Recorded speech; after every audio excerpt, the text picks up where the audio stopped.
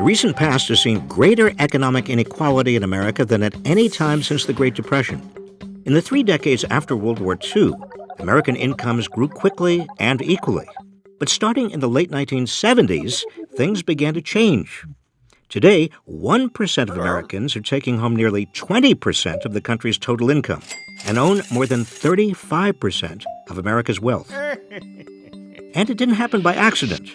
It's the result of policy decisions on taxes, education, trade, labor, macroeconomics, and financial regulation, all of which shifted economic power away from low and moderate income American families.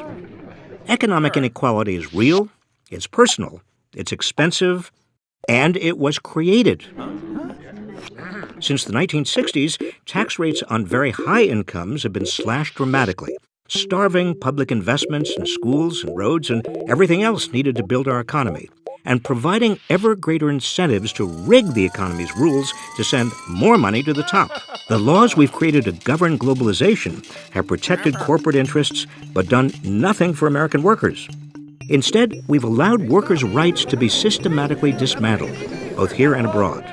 Policymakers also began using high unemployment, which hurts everybody but especially low and middle-wage workers, to protect the wealthy from any hint of inflation.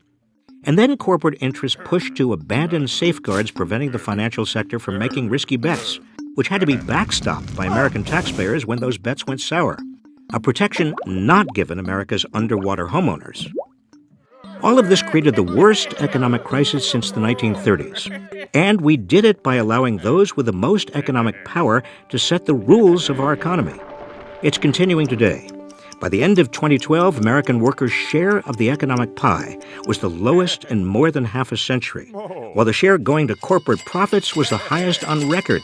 This isn't sustainable. We can't have a prosperous economy without a large and growing middle class. None of this happened by accident. We allowed it to happen, but it can be fixed. So let's fix it.